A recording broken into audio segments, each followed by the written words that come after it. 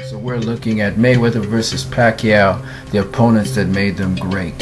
And Floyd Mayweather Jr. faced Genaro Hernandez, one of the greats in super featherweight. After facing Genaro Hernandez and beating him, he defended his title against the power puncher boxer Angel Manfredy. Angel Manfredy was a skilled boxer puncher from Gary, Indiana, USA. Known for knockouts, he was 5'6" with a 71-inch reach. And as you can see from his record, 53 fights, 43 wins, 32 by knockout, 8 losses, 4 by knockout, having a knockout percentage of 60%. Angel Manfredy began his career in 1993, June 10th, against Charles McClellan, who he knocked out in the second round of the fight. He went on to fight a number of opponents, almost all of whom he knocked out, until he faced Vittorio Salvatore in 1995, when he vied for the World Boxing Federation Intercontinental Super Featherweight title. He knocked out Vittorio Salvatore in 4 rounds of the 12-round bout. He then was matched up against the World Boxing Union Super Featherweight champion, Calvin Grove, on November the 18th of 1995.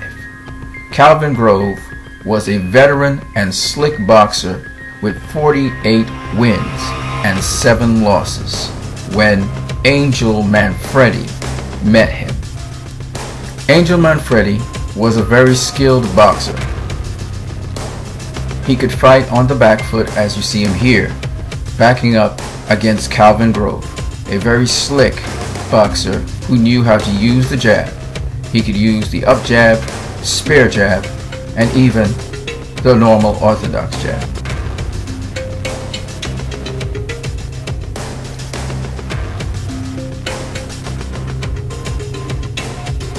Here you can see the battle of the skills, using the jab and then using the overhand right. Angel Manfredy was good at using his overhand right, straight right, jab to the pit, and left hooks. He had a high guard stance, but he also knew how to change levels against his opponent.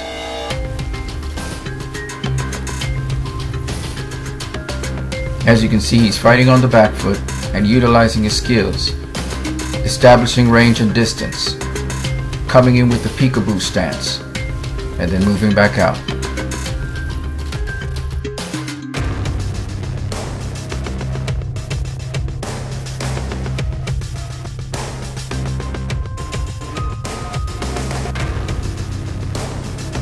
Then he caught him with the straight right, and after that, it was all she wrote.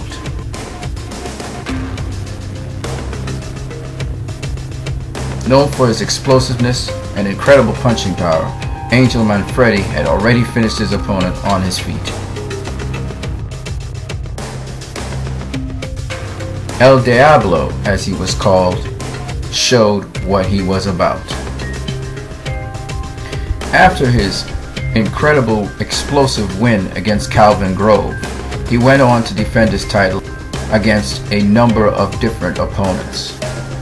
But some of the names that he actually fought, which were of good standard, were Harold Petty, David Toledo, Mithubeli Lofe, Wilfredo Ruiz, and Wilson Rodriguez. He also fought Jorge Paez. But the fight that gave him widespread recognition and fame was his fight in 1998, January the 17th, against Arturo Gatti. Angel Manfredy faced Arturo Thunder Gatti on the card to hell and back. In that fight, Angel Manfredy was able to damage Arturo Gatti's left eye with some brutal rights. Arturo Gatti was stunned a number of times in that fight. Angel Manfredy kept on hitting Arturo Gatti with overhand rights and straight, crisp clean rights. His power was unmistakable, and though Arturo Gatti fought back, Angel Manfredy, for the most part, was unaffected by his punches because of his good boxing skill on the outside.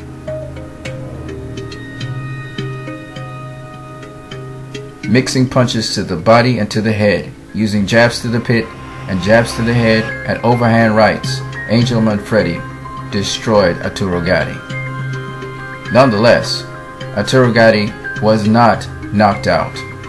In fact, the fight stopped because of Arturo Gatti's eye, and no other reason.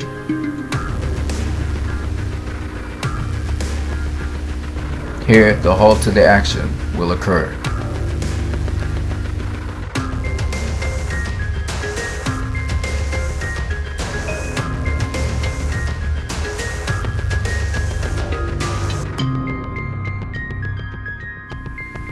Arturo Gatti's eye was so badly damaged that the doctor had to stop the fight. Having knocked out almost every single opponent, Angel Manfredy, El Diablo, made a name for himself. And all of a sudden, he was a superstar in the division. Having dominated Arturo Gatti in 1998, he went on to ice Isander Lassen on June 16th of 1998, going on to knock out yet another opponent. And then, in September the 22nd of 1998, he faced John Brown, a slick black boxer, where he defended his WBU title once more. We pick up action on the bell in this bout against John Brown. As you can see, John Brown was an aggressive, black, slick fighter.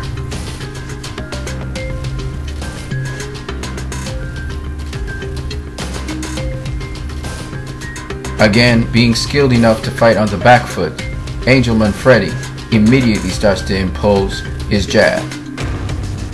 Then he starts to work his combinations, jabbing to the pit to keep his opponent off of him and also to weaken him.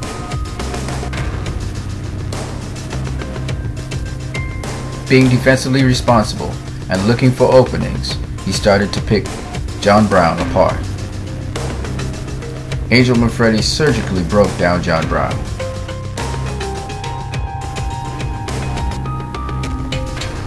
Being able to fight on the inside as well as on the outside, Angel Manfredy beat his opponent in every aspect. John Brown did not quit for good effort, but he sure took a lot of punishment. Having defeated John Brown, Angel Manfredy turned his attention to fighting the WBC World Super Featherweight Champion, Floyd Mayweather Jr. Having knocked out almost all of his opponents, it was thought that Angel Manfredy would pose a serious problem to Floyd Mayweather Jr. December the 19th, 1998. Having faced opponents of similar boxing style, Angel Manfredy thought this fight would be one in which he would be able to overpower the smaller Floyd Mayweather Jr. The quickness of Floyd Mayweather Jr. immediately became apparent to Angel Manfredy, a skilled boxer himself. The style of Floyd Mayweather, he realized, was not like any other opponent he had faced. Very quick, though very small, Mayweather showed that he was in another class. The boxer-puncher started stalking, as he always did, but realized this opponent was more elusive than others. Even though he lost by technical knockout in the second round to Floyd Mayweather Jr., he still had enough name clout to fight the likes of Stevie Johnson, Diego Corrales, Julio Diaz, who he got a win over, and Paul Spadafore before his career ended. Angel Manfredy, a well-schooled and feared boxer-puncher, who had as the highlight of his career his win over Arturo Gatti. You guys have a great day.